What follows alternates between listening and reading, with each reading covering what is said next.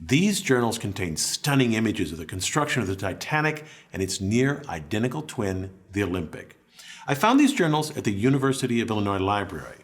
The journals, written between 1909 and 1911, take me back to a time before the Titanic sunk.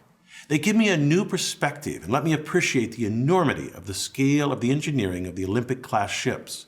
So, let me share with you some fascinating details about the Titanic and its twins, the Olympic and Britannic. The story starts here in the Harland and Wolff shipyard in Belfast, Ireland.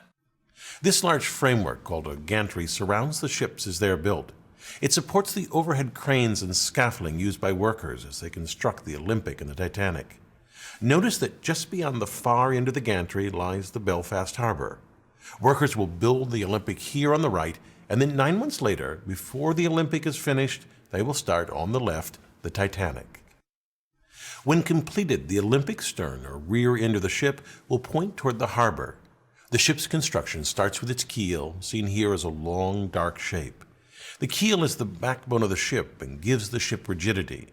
If we look at the keel from the land side, we see the keel blocks that support it. These wooden blocks, typically pine, separate the ship from the slip, the concrete floor of the gantry. Each keel block stands about 5 feet high, so this creates a space under the ship for workers to construct the ship. Workers build the ship outward from the keel. Here they construct the Olympic's double bottom. In pink, we see the framework that separates and supports the two bottoms of the ship. The second bottom is shown in orange. It's made of steel plates and is sometimes called the tank top because the double bottom contains 44 watertight tanks. Most of the tanks carried seawater used as ballast to balance and add weight to the ship, but some carried fresh water. In total, the double bottom carried over 5,000 tons of water, or about 1.5 million gallons. Once they finish the double bottom, workers erect the framing for the hull. From this view, we see the framing for the stern of the ship. It's what a worker would see standing on the tank top from the fore and looking toward the aft of the ship. That's where the harbor is. Looking closer, we see the rib-like structure and the start of the transverse frame of the ship. Workers rivet to this frame the hull, which will form the skin. So far, we've watched the Olympic's construction. In the gantry, that ship sits here in the background. In the foreground lies the keel of its twin, the Titanic. Its construction began 9 months after the Olympic. We see here, attached to the keel, the framework of the Titanic's double bottom. Notice this large, claw-like mechanism lying on the ground, and these 3 hung from the cranes. These are hydraulic riveters, which workers used to install most of the 3 million rivets on the Titanic. Here we see the almost complete hulls of both the Olympic and Titanic. Work inside the Olympic progresses rapidly.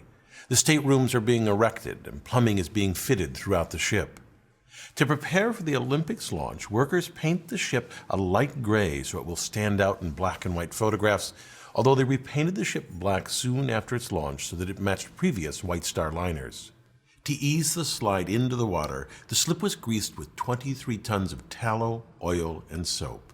And then the order to release the ship was given, the hydraulic triggers were released, and the ship slid into the harbor, reaching a speed of 12.5 knots. Notice that the ship is launched backwards. There are many reasons for this, but among them is at the stern. The rear is wider than the bow, so it is more buoyant. In a mere 62 seconds after launch, the Olympic was afloat. The moment the ship hit the water is its official launch date, although it was mostly empty. Here it weighs only about 27,000 tons and so rides high in the water. The draft, the vertical distance between the bottom of the ship and the surface of the water, is only 18 feet. After it is completely fitted, it will weigh nearly twice that, 52,000 tons. With that additional weight, the Olympic will drop until the water reaches the border painted on the hull, a draft of about 34 feet. The Olympic cannot move by itself, and so a tugboat tows it to the fitting-out quay where a gigantic crane loads the ship. Here the crane lifts aboard a cylindrical boiler. The final fitting, including attaching the propellers, is done in dry dock. And then, once everything is in place, the Olympic is ready for the sea. 7 months after this launch, the Titanic was launched. I have from this journal a few photos of that event, but keep in mind the Olympic got the big press because it was first. The Titanic only becomes of more interest in retrospect. This photograph shows the twins, the Olympic and Titanic. Although built side by side, this was the last time they were photographed together. Less than a year after the launch of these two giant ships, one suffered a collision that ripped a gaping hole in its side. That ship was, of course, the Olympic. In September of 1911, the Olympic departed the port of Southampton, England, sailing toward the Isle of Wight. The Olympic turned into the Solent Strait and passed a British warship, the HMS Hawke. The Hawke's commander was surprised by the Olympic's wide turn, but he managed to take a safe position behind and to the right of the Olympic. The Hawke then increased its speed to pass the Olympic, but the Olympic's wake sucked the Hawke inward rapidly. The Hawke tore a large hole in the Olympic, and below its waterline, the damage was even greater. The bow of the Hawke was completely smashed in. The Olympic limped back to Southampton, where the holes were temporarily patched with wood before returning to its home dock in Belfast for repairs. The Olympic's sibling also suffered a traumatic blow that caused it to tragically sink. I'm of course talking about the Britannic. The Britannic was the same size and very similar to the Olympic and Titanic. Although intended to be a passenger liner, the ship was drafted into military service in World War I as a hospital ship. While in the Mediterranean, it hit a mine or was struck by a torpedo and sank in less than an hour. Despite these accidents, the Olympic-class ships were great feats of design and workmanship. Just consider the propulsion system of the Titanic. The ship had two sets of reciprocating engines. These engines were fueled by coal, which was stored along the bottom of the ship. Exhaust gases from the boiler discharged through these smokestacks, which are frequently called funnels.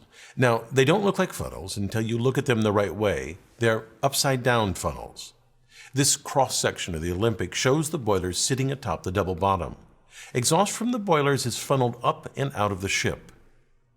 It's well known that the aftmost funnel on these ships is a dummy. It was built primarily for aesthetic reasons. Although it did not service the boilers, it was used as a ventilation and extraction shaft for the engine and turbine rooms. The Titanic needed 4,000 tons of coal for a transatlantic trip, which took 24 hours to shovel into the bunkers. Here, in this photo of the SS Minnehaha, coal is being loaded into coal ports on the side of the hull. Loading coal into the Titanic worked much the same way. This loading left streaks of coal dust on the hull, and so nearly all ocean liners at the time were painted black to help hide these traces of coal. After the advent of oil-fueled ships, lighter colors became more popular. As the Titanic crossed the Atlantic, 650 tons of coal per day was shoveled into cylindrical boilers where it was burned to produce steam. These boilers were nearly 16 feet in diameter. This picture shows a single boiler. Notice the two workers beside it. The steam was piped to these reciprocating engines. The engines, when viewed from the front of the ship, look like this. The orange is the piston rod, and inside the cylindrical casing is the piston. This worker peering out of this casing gives a sense of the engine's size. Excess steam from these engines was used to drive a turbine engine. This shows the turbine under construction and without its outer casing. Note the workers at the top. This is huge. If you look closely, you can see that the turbine is made of hundreds of individual blades. A shaft transfers power from the engines to the propellers. The ones on the left and the right were powered by the reciprocating engines, and each propeller weighed 38 tons, while the central propeller was powered by the turbine engine. It was cast as a single piece of manganese bronze and weighed 22 tons. The outer propellers were used for tight navigation of harbors, while the central propeller was used only in open seas. Also, unlike the others, the central propeller could not be driven in reverse, only forward. Even with this powerful propulsion system, the Olympic-class ships were not the fastest at the time, which was intentional. The White Star Line decided to focus on comfort and luxury over speed. It's clear that the lavishly decorated rooms on the Olympic and Titanic certainly made the passage more enjoyable, but there were some hidden design choices that made these ships the pinnacle of comfort for all classes of service. The ships were steered using these helical gears. Each ship had two sets of both the spur gears and the beveled gears. These massive gears are nearly 6 feet across, made of solid steel, and each weigh thousands of pounds. Notice the herringbone pattern on the teeth. This pattern allowed a tight engagement of the teeth and resulted in reduced vibration transmitted to the rest of the ship. Altogether, the gearing on the Titanic weighed about 7.5 tons. This very large structural piece is called the boss arms. These arms held the shafts of the outer propellers in place, and because of their size and strength, they reinforce the hull, which reduces panting. Panting occurs when variations in water pressure, say the crest versus the trough of the wave, flex the hull inward and outward. Less flexing results in less vibration felt by the passengers. These boss arms, also called shaft brackets, were fitted 20 feet apart at the very aft of the ship. While the Titanic and Britannic both had tragically short careers, the Olympic triumphed. In its lifetime, it made over 500 transatlantic journeys, carrying over 400,000 passengers and sailing 1.5 million miles. It even spent 4 years as a U.S.-Canadian troop transport during World War I, earning the nickname Old Reliable. After 24 years of service, the ship was decommissioned and scrapped for parts. The Olympic-class ships were absolute marvels of engineering. I hope it's for their revolutionary design rather than their failures that they're remembered. I'm Bill Hammack, the Engineer Guy. I thank my advanced viewers for their useful feedback on a draft of this video. If you'd like to be an advanced viewer, sign up at engineerguy.com/support. Thanks for watching.